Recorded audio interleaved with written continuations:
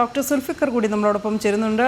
Doctor, വലിയ ആശങ്ക ഉളവാക്കുന്ന ഒരു വാർത്ത, ഗാർഹിക പ്രസവം അതിൻ്റെ കണക്കുകൾ കൂടുന്നു, പക്ഷേ ഇതിൽ നിസ്സംഗത പാലിക്കുന്ന ആരോഗ്യവകുപ്പ്. ഇനി നമ്മൾ ഈ വാർത്ത ഇന്ന് നൽകാനുള്ള ഒരു കാരണം കൂടിയുണ്ട്. കാരണം ഇന്നലെ ഈ ഗാർഹിക പ്രസവം നടത്തിയവരുടെ ഒരു കൂട്ടായ്മ സംഘടിപ്പിക്കുകയും അതിൽ പുരസ്കാര വേദി പോലും ആക്കി മാറ്റുകയും ചെയ്തു എന്നതാണ്. രസകരമായിരിക്കുന്നു. ഡൊമിസിലറി ഡെലിവറി നമുക്ക് പലപ്പോഴും മുമ്പ് മുൻകാലങ്ങളിൽ ഒരുപക്ഷെ 10, 20, 30 അല്ലെങ്കിൽ ഒരു 50 കൊല്ലങ്ങൾക്ക് മുൻപൊക്കെ തന്നെ കേരളത്തിൽ നടന്നതാണ്. ഇപ്പൊ ഡൊമിസിലറി ഡെലിവറി കേട്ടുകേൾവി പോലും ഇല്ലാത്ത ഒരു വസ്തുതയാണ്.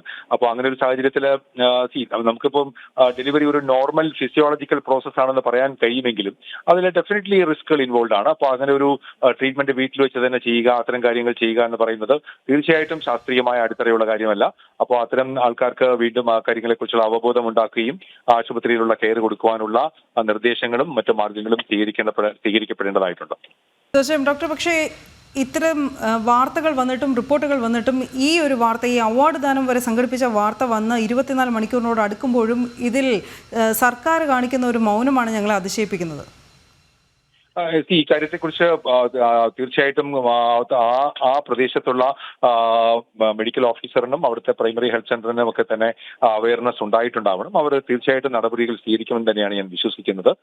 പക്ഷെ ഇത്തരം കാര്യങ്ങൾ പലപ്പോഴും ശ്രദ്ധയിൽപ്പെട്ടു പോകാതിരിക്കുകയോ അല്ലെങ്കിൽ ശ്രദ്ധയിൽപ്പെടാതിരിക്കുകയോ ഉണ്ടായ കാര്യമായിരിക്കണം. തീർച്ചയായും സർക്കാർ ഇതിനകത്ത് ഇടപെടും. കാരണം ഇത്തരം സംഭവ വികാസങ്ങളെ നിരുത്സാഹപ്പെടുത്തുക എന്നുള്ളത് എല്ലാ സർക്കാരുകളും ഏത് സർക്കാരും ചെയ്യുന്ന ഒരു കാര്യം തന്നെയാണ്. അപ്പോൾ ആ കാര്യത്തിൽ ഒരു വീഴ്ച വരാൻ തീർച്ചയായിട്ടും സാധ്യതയില്ല. അക്കാര്യത്തിൽ സർക്കാർ പോസിറ്റീവായി ഇടപെടുമെന്ന് തന്നെയാണ് വിശ്വാസം. ശരി, വളരെ നന്ദി ഡോക്ടർ പ്രതികരിച്ചത്. ഡോക്ടർ സുൽഫിക്കറാണ് നമ്മളോടൊപ്പം വാർത്തയോട് പ്രതികരിച്ചത്.